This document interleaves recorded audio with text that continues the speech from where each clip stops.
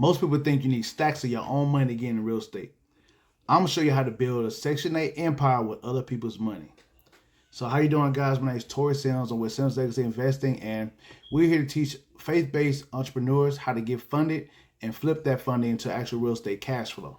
So first thing first, by the end of this video, you guys gonna know exactly what to do, how to find, you know what I'm saying, the actual target market you want to go into, how to actually list it on Section 8 housing, and actually how to analyze the deal before you actually make a move. Okay, so first thing you want to do is make sure your credit is A1. Okay, credit gotta be A1. All right, because obviously you need that, or if you get access to capital. Okay, if you want to use this with other people's money, business credit, then you need to have your credit A1. Okay, LLC got to be structured. We talked about that multiple times in our other videos. I want to dive deep in that this time around. But obviously you want to get that squared away, talk to us. We can help you get it structured the right way so you guys can actually get funded. Okay. Now once you got your funding in place, you got your money in place. Now you need to look at what place you actually want to go, what house you want to buy, what market you want to be in. Okay. Now if you're in an expensive area like I was at the beginning, I was in California, San Diego, which is stupid expensive, right? For housing anyway. You need to look out of state. Okay, that's why I chose, I chose Arkansas, I chose Chicago, I chose Cleveland, Detroit, Georgia, places like that. Even in Texas too, you can find places for a pretty low price. And then find a market where the rent market is strong. Okay, find a house where where you can find a good rent. Now you're looking for at least $500 a month of cash flow for it to be a really good deal, in my opinion. That's just me personally. Okay, you want to go higher than that for sure, but at least 500 net. Okay, not gross, but net, meaning like after you got rid of all your expenses. Okay, so yeah, once you get your credit straight, you got your capital good. Now you want to go look at houses on the market. So first you can look for houses on the market. See what prices are going for, right? What it will look for after it's renovated, by looking at the comps, see what the houses look like. Like you look for rundown houses if you want to go that route. Owner finances is one way to go about it, right? I'll tell you a story a little bit later on about how I did my first deal, which was owner finance. Okay, and then the other way you can go about it is by getting at the auction. Okay, some auctions houses are either messed up or they could be already renovated. It just depends. So it's a toss up sometimes, right? You can look at frequent pictures to kind of give you a good idea, but sometimes there aren't no pictures, so you just kind of go with it, okay, and go with the flow with it. But after you got your credit straight, so you get access to capital, then you find out what area you want to invest in. You choose a state that's good for you, as far as your budget allows. That's huge, right? Then you want to look at, okay, how much this house is going to be worth. If I'm renovating it, house is going to be worth when I get done renovating. If I'm buying it at the auction, how much is it going to be worth after I purchase it, right? Because it's not going to be worth what you paid for it. So how much is it worth after I purchase it? If it's renovated already, cool. Then what's the other houses in that area are selling for? I talked about in my other video how to find that out, right? You'll go on Zillow, look at recently sold, look for houses that are sold within the last year, and make sure it's within a mile, 2 miles. You know what I'm saying? You really don't want to go more than 5, but appraisers are typically looking at that 1 mile, 2 mile range. Okay. And then house that's sold within the year, if they got the same bedrooms and bathrooms and square footage as your place, or how closely your house resembles that, that's what your comps are. Okay. So you know how much your house is worth on the back end after you acquire it and after it's fully renovated, or if it comes renovated already. Okay. Then the next thing I would do, right, is how much is rent? There's a real quick way is either by calling the realtors that's call a local Remax or something, a corporate brokerage that has a property management section, and they'll tell you how much the rent rate is for that particular zip code. Or you look on Zillow, and Zillow has a rent estimate on there, and then that for me has been pretty accurate when it comes to that. Okay, so you will see how much you're gonna rent for. Okay, boom. So now when you come to acquiring a property, if you're buying it from the auction, then you buying it cash from your business credit cards. Okay, boom, buy it cash, liquid credit cards, nothing out of your own pocket, right? Just straight getting the property. And if it's already renovated, cool. Then you just gotta go through the procedure to getting access to the house. You need a property manager in place to take control of the house, right? After you get the deed in the mail or the email, right? And once you got that deed in hand, verifying that you actually have access to that property, now you can send a property manager in there to send a notice to vacate if there's a tenant in there. What I like to do is negotiate with the person in there, see if they got a lease, a prior lease or whatever. Hey, don't worry about that. You just be my tenant now, because I ain't moving that mug, right? Let's keep the cash flow going. You don't gotta look for a new tenant. That's how I did my last one. But if there's no one in there, or if there's a tenant in there and they don't want to pay lease or whatever the case to be, then you gotta start the eviction process. You need you a real estate attorney for that. Okay, but you clear the home. Long story short, you clear the home so when you get access to it. Because when you get access to it, now you can send an appraiser through, and the appraiser will tell you how much the house is worth. Right? If it's already renovated, you win it.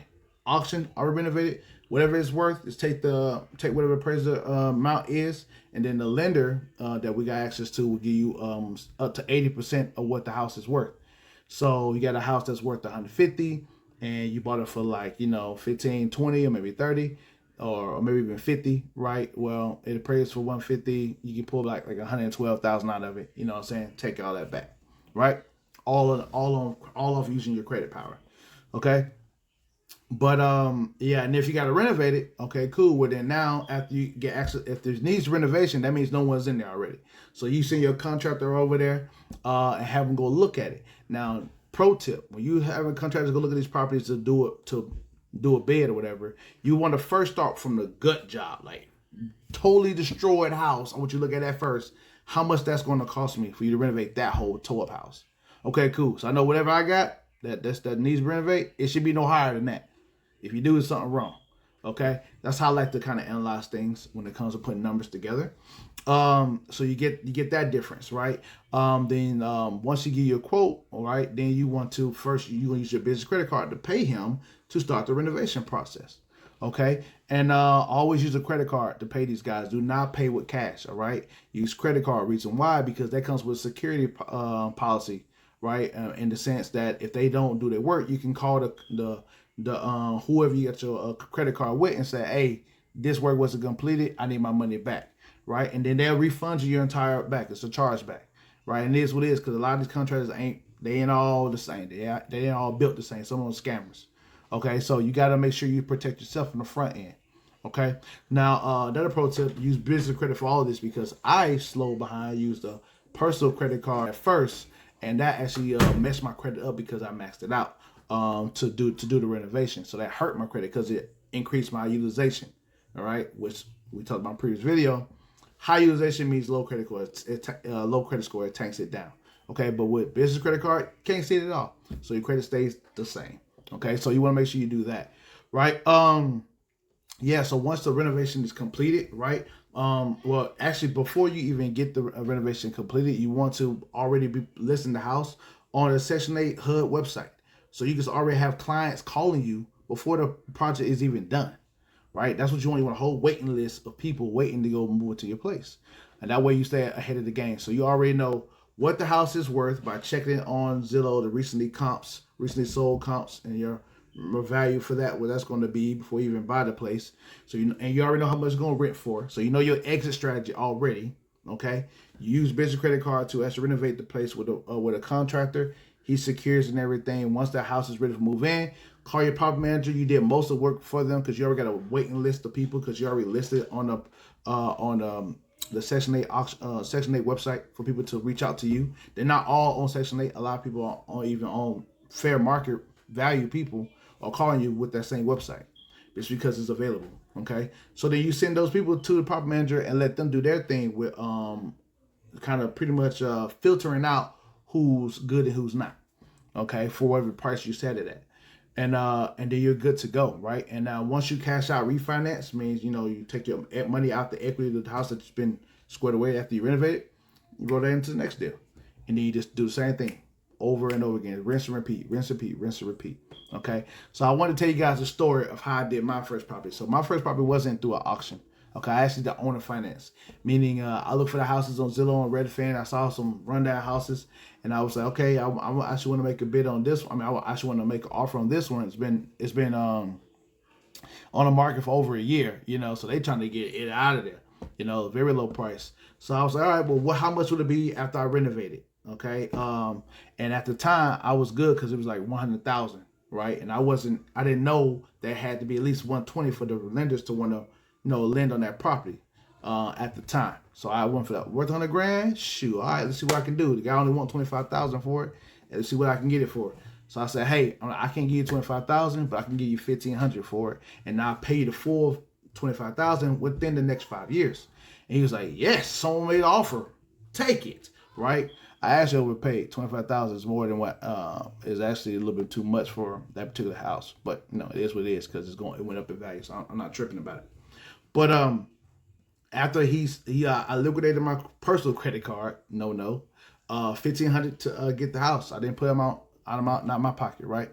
Got the house, got the contract for deed on there. Now the house is in mine on the contract, so I can do whatever I want with it, right? So then first thing I'll do is send my contractor to start renovating it. Now, mind you, before I made an offer on that property, I had already sent my contractor to go look at that property. So I already know how much he was going to charge me for that property if I win, if the owner accepted my offer. Okay, you do that first, right? Because the house is run down, so he can just go there anytime you want. Owner didn't care, right? But you will call the owner, set up a meeting if you want, but owner didn't care, right? No matter what. So he went there, he told me how much it was. I said, okay, cool. So then I called the owner who was out of state anyway and told him I wanted to make an offer on the place. So then now I got the place, my contract's in there, I already know how much it's worth. He charged me $33,000 for it.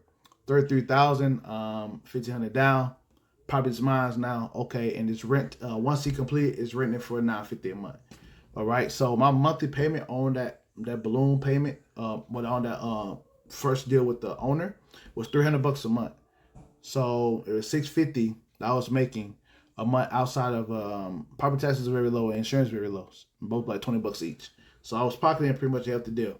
Mine's $95 for the property manager to manage the place. So if anything goes wrong, that they will call the maintenance people to come fix it. So I ain't got to worry about it. I got no headache. $95 a month for them to do that, and then they just collect. Now the house, when it got appraised, only appraised for about 100 grand. So it wasn't. I didn't get to take my money out of it to put into something else. So that's a no-no. Now that I learned that lesson, I won't allow it to happen again. But I'm saying I got maybe smarter for the next time I did a deal. Okay, so guys, that's pretty much step by step what you would do to build because your recipe to build a Section 8 empire. Okay, you will go out there, you make owner finance offers, which is what I made to him. I can't give you the whole thing, but I give you a percentage. I give you 10%. Well, that was less than 10%, but I told him, less than 10% down, right? And give me 5 years to pay it all off, right? But the monthly payment is amortization of 30 years. So it's as if I had a 30-year mortgage on it. He pretty much became the bank. Okay, so he was fine with that. So you can make those offers or the auctions, right? Once you get the property, have a contractor go look at it, renovate it. While he's renovating it, have it on the Section 8 website so that you can get a tenant in it before it's completed. Section 8 comes from the government every single month, right? First of the month, you're getting your piece, right? So you're not worried about, is the money going to be paid on time, right? And then you roll the money to the next deal. In this case, I couldn't roll my money to the next deal because it wasn't value enough.